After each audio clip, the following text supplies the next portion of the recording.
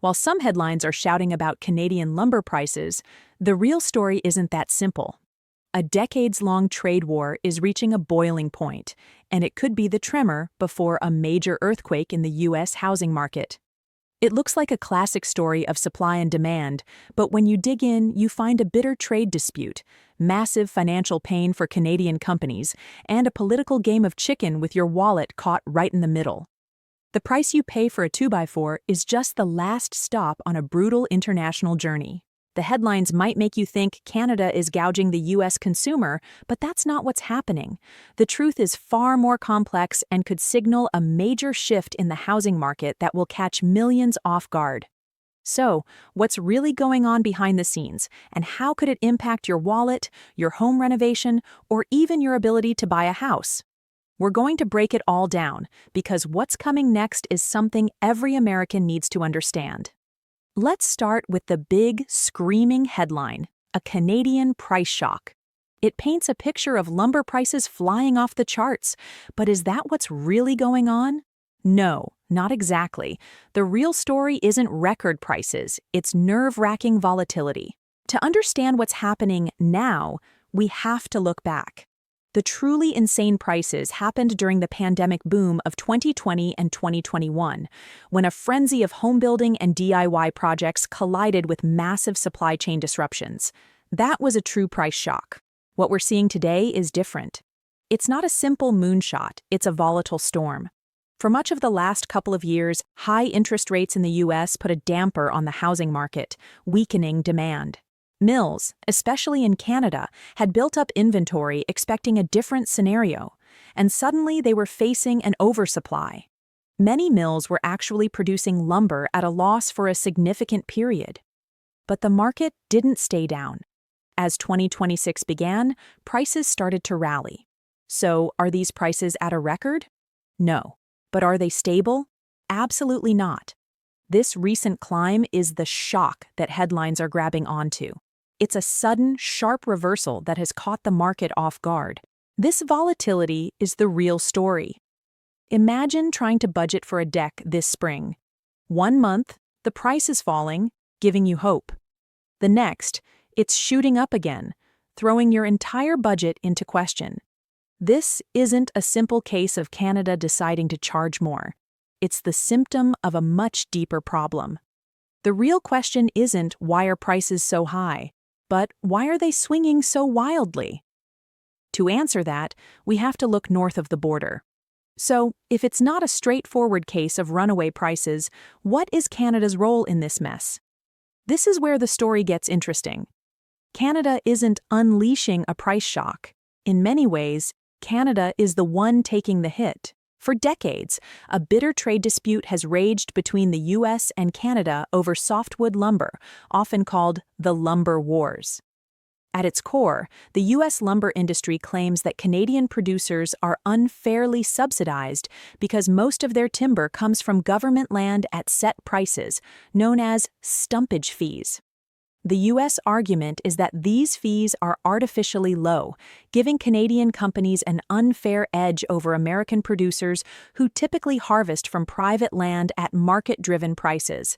This dispute has led to multiple trade agreements, but the most recent one expired in 2015. Since then, the gloves have been off. In August 2024, the U.S. nearly doubled duties on Canadian lumber, raising the combined rate from about 8% to over 14.5%. These tariffs are not a small tax. For many Canadian mills, they are a crushing financial burden that makes it impossible to turn a profit, especially when market prices in the U.S. are soft. The result? Widespread financial pain for the Canadian lumber industry. Mills, particularly in Western Canada, began to shut down or severely curtail production. Companies like Canfor and West Fraser have announced significant closures and production cuts, impacting thousands of workers and the communities that depend on them. BC's annual timber harvest, for example, fell from 68 million cubic meters in 2015 to an estimated 35 million in 2025. Think about what this means. The The U.S. has effectively taxed its largest foreign supplier of lumber so heavily that they are being forced to close their doors. They are producing less lumber because, for many, the U.S. has made it impossible for them to continue operating. And that crippled supply is now colliding head-on with an unexpected development in the United States. While Canada was being forced to cut its supply, something unexpected started happening to U.S. demand. Supply is only half of the equation. Throughout much of last year, the narrative was all about high interest rates. The Federal Reserve's aggressive hikes worked to cool down the housing market. Building permits slowed and demand for lumber softened, leading to the price drops we talked about. But then, the market started to sense a change. Toward the end of 2025 and into early 2026, mortgage rates in the United States began to fall. While not a dramatic plunge after years of climbing rates, it was like a dam breaking. A glimmer of affordability returned, and builders who had been holding back saw a signal. They started restocking their inventories, anticipating a busier spring building season. This wasn't a gradual shift. It was a rush to get ahead of any further price hikes. The housing market is like a coiled spring. For the better part of a year, high interest rates pressed down on it, building up immense pent-up demand. Now, with even a small release of that pressure, the spring is starting to uncoil. And here's the collision. This sudden surge in U.S. demand is slamming right into the wall of crippled Canadian supply. Just as American builders are calling for more wood, Canadian sawmills are going dark. The U.S. absolutely needs Canadian lumber. Canada supplies roughly 30% of the softwood lumber used in the United States. We simply do not have enough domestic production to build our own homes without it. So, on one hand, U.S. trade policy is actively choking off the supply from our biggest partner. On the other, a slight dip in interest rates is unleashing a wave of demand. It's a classic economic vice, with the American consumer and homebuilder squeezed in the middle. The price volatility we're seeing is the direct result of these two powerful, opposing forces grinding against each other. This is the kind of complex situation that mainstream headlines often miss. If you're getting value from this deep dive and want to stay ahead of these critical market shifts, do me a favor and hit that subscribe button. We're tracking this stuff weekly, and I want to make sure you have the information you need to make smart decisions. Your support helps us keep digging for the real story. So, we have crippled Canadian supply and resurgent U.S. demand.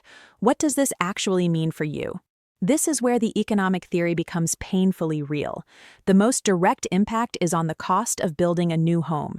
The National Association of Home Builders, NAHB, has argued for years that these tariffs are a direct tax on American homebuyers. According to a 2025 survey, builders estimated that recent tariff actions added around $10,900 to the cost of a typical new home. This isn't a theoretical number.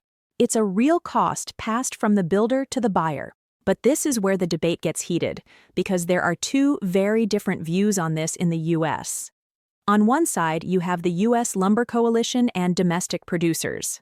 Their argument is that these tariffs are essential to level the playing field against what they see as unfair Canadian subsidies.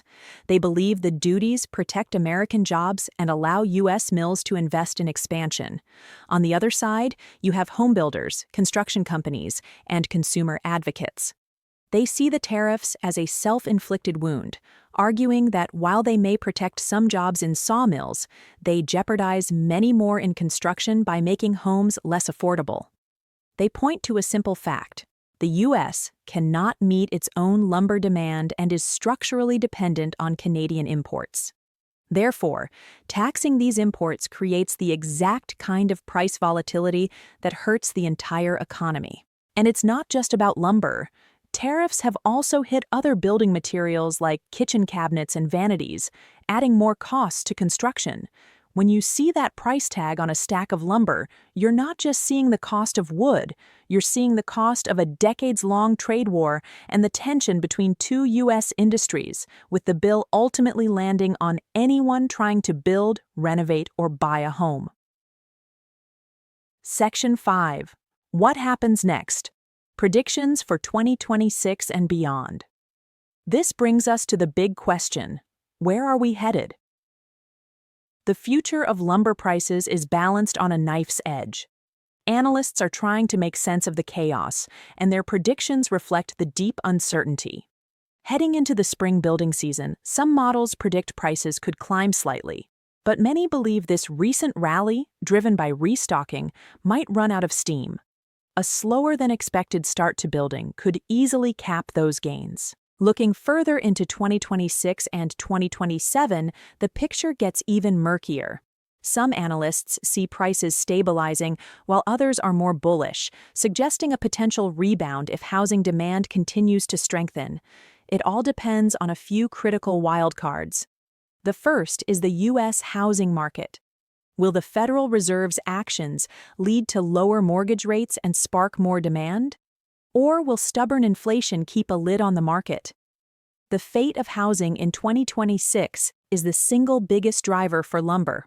The second wildcard is the trade dispute itself. Canada has repeatedly challenged U.S. tariffs through trade dispute panels. The United States, Mexico, and Canada are also slated for a joint review of the USMCA agreement in 2026, where these issues will undoubtedly be on the table. Any new softwood lumber agreement could change the game overnight, but a failure in negotiations could lead to even more protectionist measures. The third factor is the health of the Canadian lumber industry. How much permanent damage has been done? After years of financial losses, some of that production capacity may be gone for good, leading to a tighter supply for years to come. This is why I want to ask you, what are you seeing in your local lumberyard? Are prices creeping up? Are the shelves fully stocked? Let me know in the comments. Your on-the-ground reports are a huge part of understanding the full picture. So, let's bring it all together. The headlines about a Canadian price shock are misleading. This isn't a story about Canada gouging America. The real problem isn't just high prices, but extreme volatility. This volatility is the direct result of a perfect storm, a collision between a Canadian supply chain being dismantled by U.S. tariffs and a surprising surge in U.S. demand. We are simultaneously choking our largest source of lumber while asking for more of it. The key insight is that the future of lumber prices and housing affordability hinges on the outcome of this decades-long trade war, the direction of interest rates, and the resilience of an industry that's been pushed to the brink. While tariffs may shield some U.S. jobs, they act as a tax on American homebuyers, adding thousands to the cost of a new home and fueling the very instability we're all feeling. The real story isn't a Canadian price shock. It's a supply chain shock of our own making. And the big question for 2026 is, will the housing market's desperate need for affordable lumber finally win out over this endless trade war? The answer will determine the price of your next project, and maybe even your next home. Thanks for watching. If you found this helpful, hit that like button and subscribe so you don't miss our next deep dive. See you in the next one.